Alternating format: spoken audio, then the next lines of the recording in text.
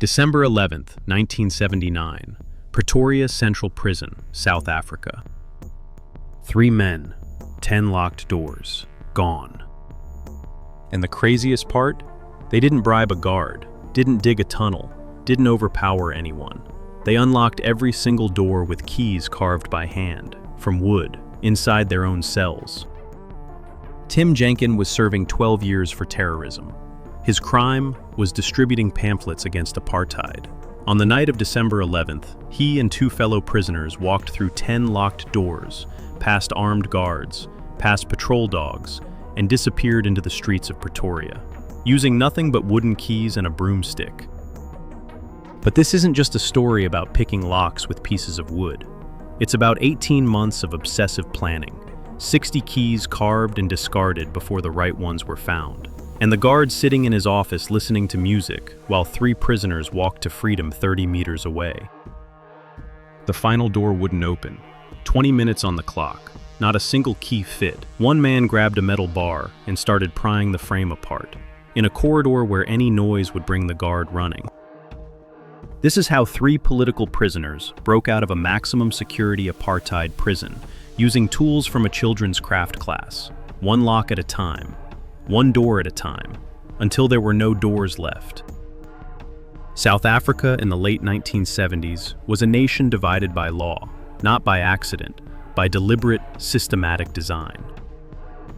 Apartheid, a system of racial segregation enforced since 1948. White South Africans had exclusive neighborhoods, full rights, and political power. Black South Africans were forced to carry passbooks, proving they had permission to exist in certain areas. Denied the vote, denied basic rights, denied humanity.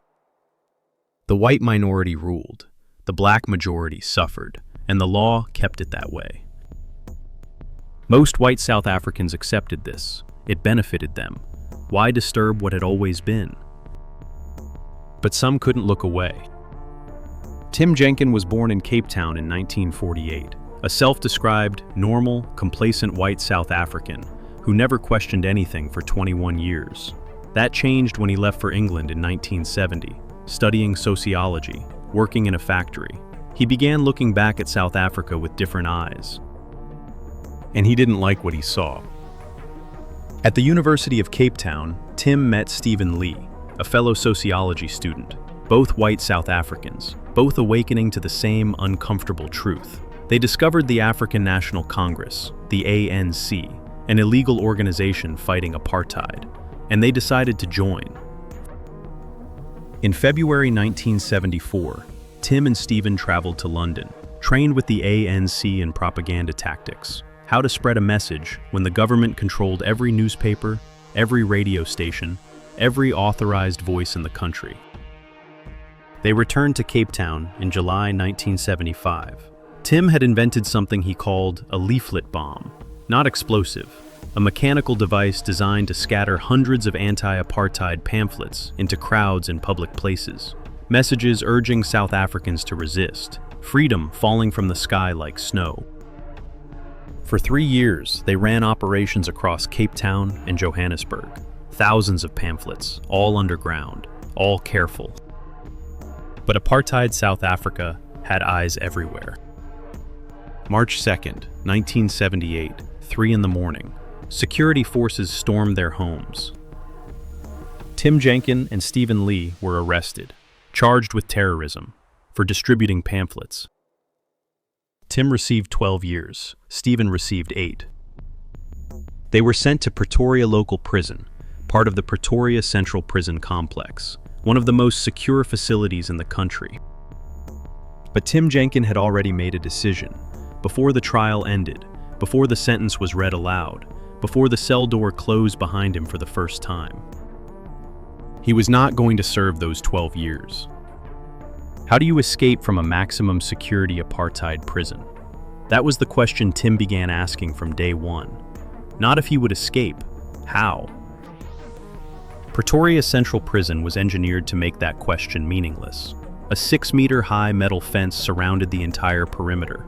Armed guards patrolled the rooftops at all hours.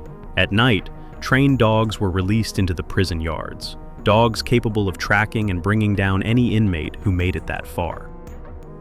The political prisoners were held on the second floor of their section, 12 men total, all imprisoned for opposing apartheid. The second floor location killed the most obvious escape ideas immediately. No tunneling through concrete floors into open air. The windows were too high and too narrow. The only way out was through the doors. When guards first walked Tim to his cell, he counted. He looked like any new prisoner, stunned, processing his fate. But his eyes were moving, registering every detail. 1 door, 2 doors, 3, 4. 10 doors between his cell and the outside world. Could all 10 really be opened by a man with no locksmith training, no specialized tools, working from inside a guarded prison cell? For most prisoners, this would end the idea before it fully formed. But Tim wasn't thinking like a prisoner. He was thinking like an engineer who had stumbled onto an interesting problem. He studied the lock on his own cell door, took a piece of paper, pressed it against the keyhole, sketched the dimensions, measured the depth with a folded piece of paper and a pen inserted carefully into the lock. Simple experiments, but they gave him something valuable, the approximate shape of a key that might work. The prisoners worked shifts in the prison's carpentry workshop, standard prison labor, making furniture and wooden crafts, completely normal, completely watched. Wood. That was his answer. When Tim shared the idea with Stephen, his friend was skeptical. A wooden key opening a steel lock? Would wood hold up under the pressure of the mechanism? Or would it snap and leave debris inside, giving everything away? They figured they had nothing to lose by trying. Tim began carving during his workshop shifts, slowly, carefully. Stephen always nearby, ready to create a distraction if a guard moved too close. One man watching the wood, the other watching the room. After a full week, the first key was finished. But how do you get a carved wooden key out of a guarded workshop? Prisoners searched when leaving. Guards checked clothing, pockets, every container they carried, except one item. Each prisoner was allowed a personal coffee thermos. When leaving the workshop, guards would pour out any remaining liquid, shake the cup, verify it was empty, then hand it back. Tim discovered that the base of his thermos could be detached, a small, hidden compartment beneath it, just large enough, just deep enough for a wooden key. He filled the space with paper to prevent any movement, stabilized the key, made sure nothing would rattle if the cup was shaken vigorously. The first time he walked out of that workshop with a key hidden in the thermos, his heart was pounding so hard he was certain the guard could hear it. The guard took the cup, poured the coffee into the sink, shook it once, twice. Silence, no rattle, no discovery. The guard looked at Tim, looked at the cup, looked back at Tim. Was he suspicious? Had something shown on Tim's face? Had his hands been shaking when he handed over the thermos? The guard handed it back, waved him through. Tim walked to his cell with something extraordinary hidden inside an ordinary object. His hands trembling, his mind racing. The first piece of the puzzle was in his possession. That night, Tim tried the key on his cell door. It didn't work. But he had chosen wood for exactly this reason. As he turned the key inside the lock, the pins left marks on the soft surface, small scratches, each one a message telling him precisely where material needed to be removed, where the key was catching, where the shape was wrong. He carved at the marked areas, tried again, marked again, carved again. How many attempts would it take? How many keys would he carve before finding the right one? Until the wooden key turned, until the lock clicked open. What Tim felt in that moment wasn't just relief, it was proof. He had opened a prison cell door with a piece of wood he'd carved himself in a guarded workshop. The entire premise of his imprisonment rested on the assumption that locks couldn't be defeated from the inside. He had just proved that assumption wrong. But this was only door 1. 9 remained. Immediately behind it stood door 2, solid steel, and more importantly, no lock on the inside. It could only be opened from the outside. How do you open a door from the inside when the lock is entirely on the outside? Adjacent to the outer door was a small window, wide enough to extend an arm through, but the lock was too far to reach by hand. Tim built something that should have been absurd, but wasn't. The prisoners were allowed cleaning brooms. Tim took a broomstick, attached a small wooden cube to one end, screwed the key into the cube. This created an extension arm nearly 2 meters long enough to reach through the narrow window and place the key into the external lock. He tied the broomstick to his wrist with string. If it slipped, he could recover it. He held a small mirror in his other hand, angled to see the lock from inside the cell. Night after night, the extension arm, the mirror, the key. Try, mark, carve, try again. What if the broomstick slipped? What if the key fell into the corridor and a guard found it in the morning? What if the mirror reflected light and caught someone's attention? 2 months, hundreds of attempts, multiple complete keys abandoned and replaced. 2 months of holding a 2-meter broomstick at arm's length through a narrow window, trying to guide a wooden key into a steel lock he could only see through a mirror. In the dark, in silence, while guards patrolled below. Until one night, the outer lock opened. 2 doors down, 8 to go. He tried his existing keys on door 3, the section entrance, expecting to need new measurements. The first key he tried worked. The prison had used the same lock type on multiple doors. 3 down, 7 remaining. But the doors beyond were no longer accessible from the safety of the cell block. Testing them meant moving through the prison itself, through corridors where guards walked, past offices where guards sat, genuine danger territory. They needed intelligence first. Stephen began complaining of severe tooth pain, loudly, consistently. Since there was no dentist inside the prison, guards eventually escorted him to an outside appointment. During that trip, Stephen counted every door, mapped every junction, memorized every detail of the route from their section to the outside world. He returned with the complete picture, 10 doors total, just as Tim had calculated on his first day.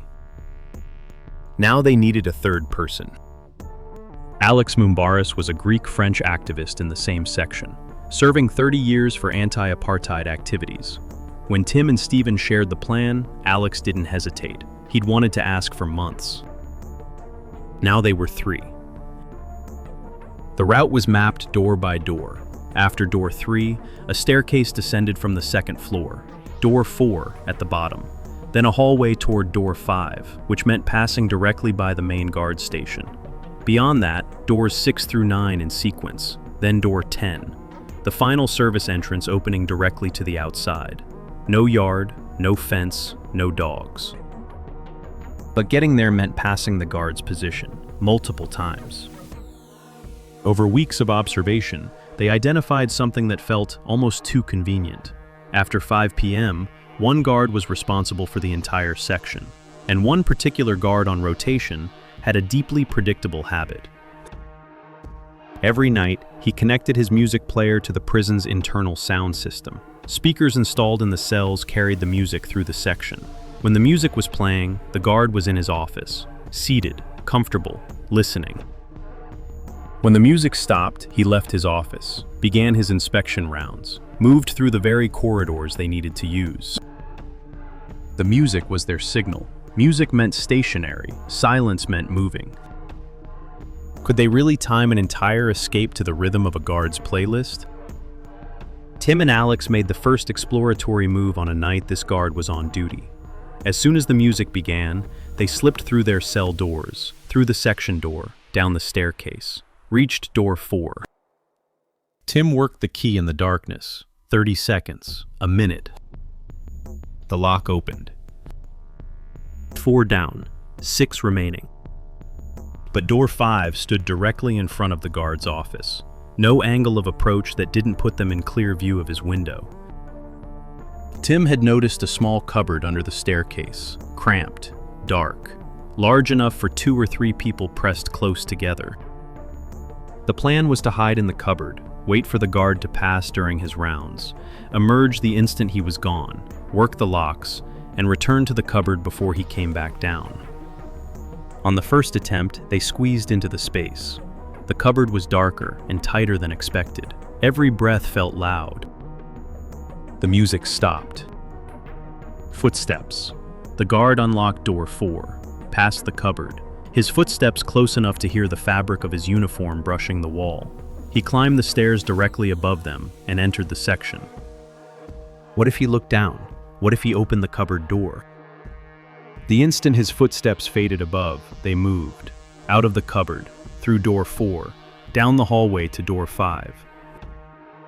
How much time did they have before the guard finished his rounds and came back down? 5 minutes? 10? Every second counted. Tim tried his keys. The same key that opened door 4 also opened door 5. 5 down, 5 remaining. They pushed through to door 6. Different, heavier, more reinforced. A clearly different lock mechanism. Tim tried every key he had, then wire picks, then every combination he could attempt. Nothing. Door 6 wouldn't open. Alex pressed close beside him. Their time was running out. The guard would return any minute. They retreated to the cupboard. Seconds later, the guard's footsteps descended the stairs. He passed within a meter of their hiding spot, re-entered his office, turned the music back on. They had failed to open door 6, but they were alive, still free, still in possession of everything they'd built.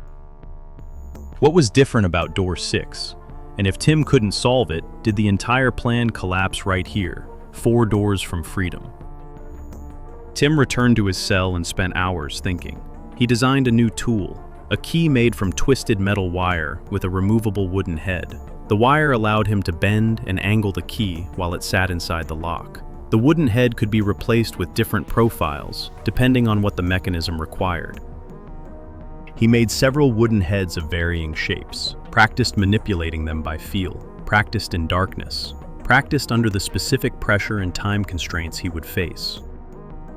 For the final attempt, all 3 would go. Tim, Alex, and Steven. That meant no one would remain in the section to provide cover. They needed Dennis Goldberg. Denise was the senior figure among the political prisoners, respected, steady. His role was to engage the guard in conversation during his inspection rounds, keep him talking, buy maximum time. Dennis had studied the guard for months. The man was passionate about rugby, the South African national sport. Once the topic started, it was hard to stop. But could a conversation about rugby really buy enough time for 3 men to walk through 6 locked doors? Could Dennis keep talking long enough? The date was set, December 11th, 1979. 18 months since Tim's arrest. 60 keys carved and discarded. Countless nights solving problems that had no obvious answers. It all came down to one night. On the evening of December 11th, the 3 men changed into civilian clothes inside their cells. Clothes they'd collected over months using keys Tim had carved for other doors throughout the facility. They waited. The music started. Tim unlocked his cell door, then worked the outer door using the broomstick and extension arm. He freed Steven and Alex. All 3 moved through the section door. Denis gave a quiet signal. He was ready. They descended the stairs. Alex tampered with the electrical connections in the lower corridor, deliberately cutting the lights. Then all 3 squeezed into the cupboard under the stairs. Denise began calling out. The lights had gone out. The guard came to investigate. He unlocked door 4, passed within centimeters of their hiding spot, climbed the stairs. The instant his footsteps faded, they moved. Through door 4, door 5, same key. Door 6. Tim inserted the wire key with its wooden head, maneuvered it left, right, up, down, changed the wooden head profile. Click. Door 6 opened. Door 7 had iron bars. Tim had loosened the lock mechanism days earlier, using a bread-cutting knife as a screwdriver. A simple wire opened it in seconds.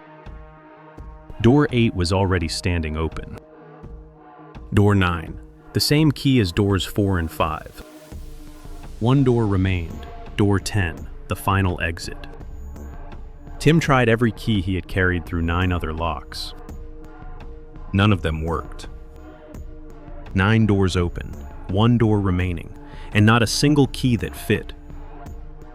After 18 months of planning, had they come all this way only to be stopped by a wooden door? Was this how it ended? 30 meters from freedom? He tried one key after another, heart pounding, time running out. Each key inserted, turned, and failed. Meanwhile, above them, Dennis was doing his job, rugby, the last match. What did you think of that play in the final quarter? The guard, a genuine fan, stopped and talked. But a conversation about rugby has a natural endpoint. 20 minutes passed. Dennis switched topics, his family, his case, anything to keep the guard in place. Tim tried one more key. Nothing. Stephen said they needed to retreat. Try another night. The risk was too great. Alex refused. They had come through 9 locked doors. They were 30 meters from the outside world. He was not going back to his cell. Alex picked up the metal tool he'd carried from the workshop, a small crowbar. He pressed it against the wooden frame around the lock of door 10, and he began to pry. The noise was immediate. Each crack of splintering wood echoed through the corridor. Would the guard hear it? Would the office door open? Would everything end here? Tim watched the hallway, every second an eternity, waiting for footsteps, waiting for everything to collapse. Alex pried, dug into the wood, splintered the frame away from the lock mechanism. The door swung open. The guard had not heard, or had heard and dismissed it. The music was still playing in his office. Before them was the outside world. They stepped through quietly, pulled the door closed behind them, walked normally, heads forward, not running, not suspicious, just 3 men in civilian clothes on a Pretoria street on a Tuesday night. A short distance from the service entrance, 2 off-duty prison guards stood beside a car, chatting, heading home. Tim, Stephen, and Alex kept walking. The guards glanced at them, then continued their conversation. 3 men in civilian clothes, nothing unusual, just faces on the street. And then they were out, really out, beyond the walls, beyond the doors, beyond the 10 locks that had defined their lives for 18 months. No walls, no bars, no guard counting heads, no cell, no sentence, no apartheid prison. Just the night air of Pretoria, just the sound of a city going about its evening, just the extraordinary sensation of walking on a sidewalk without permission from anyone. For the first time in 21 months, they chose their own direction. They chose where to walk, when to stop, when to breathe. Just freedom, fragile, extraordinary, real. But they were still in South Africa, still hunted, still in the most dangerous country in the world for 3 escaped political prisoners. They had arranged contact with a network connected to the ANC. A smuggler from Zimbabwe agreed to help them cross the border. The plan had been set up months in advance, contingent on the escape actually working. It worked. They traveled through the night, heading north toward the border. Every car that passed could be a police vehicle. Every checkpoint could be their last. 3 escaped political prisoners, driving through apartheid South Africa in the dark. But they made it. They crossed into Zimbabwe, then Zambia, then Tanzania, moving through the southern African underground, passing through safe houses and across borders that apartheid South Africa did not control. Each border crossing brought relief. Each new country meant one more barrier between them and the prison they'd left behind. By the time they reached Zambia, they allowed themselves to believe it was real. They were free, not just free from their cells, free from a system that had tried to silence them. The morning after the escape, guards doing routine cell checks found the cells empty. The doors were unlocked, no signs of violence, no cut bars, no broken fences. Just open doors, 10 of them. The apartheid government launched an immediate search. Pretoria, Johannesburg, every road north toward the border. They found nothing. On January 2nd, 1980, 22 days after the escape, Tim Jenkin and Stephen Lee appeared at a press conference in Lusaka, Zambia. Standing beside them was Oliver Tambo, president of the African National Congress. They told their story to the world. 3 men, wooden keys, a broomstick, 10 locked doors. No violence, no bribery, no explosives, just patience and pieces of wood. The international press was astonished. Newspapers across Europe and Africa ran the story. The apartheid government was publicly humiliated. How had 3 political prisoners walked out of a maximum security facility using tools that belonged in a craft room? What did that say about the system that had built the prison? About the regime that had built the system? The answer was uncomfortable. It said that no system is as permanent as it believes itself to be. It said that apartheid, like the locks on those 10 doors, could be opened. It just required the right key and enough patience to find it. Tim returned to South Africa in 1991 as apartheid began to collapse. He went to work for the ANC, helping manage their communications network. The same skills that had helped him distribute pamphlets and plan an escape were now being used to build a new nation. He was there in 1994 for the first democratic elections in South Africa's history. He watched Nelson Mandela become president of the country that had once sentenced him to 12 years for believing in equality. The system that had locked him behind 10 doors was dismantled. The laws that had divided a nation by skin color were erased. The wooden keys had opened more than prison doors. They had helped open a country. Stephen Lee also returned. Both men lived to see the system they had fought against finally end. The pamphlets they'd distributed in the 1970s had become the reality of the 1990s. Alex Mumbaris returned to France after the escape, then moved back to South Africa after apartheid fell.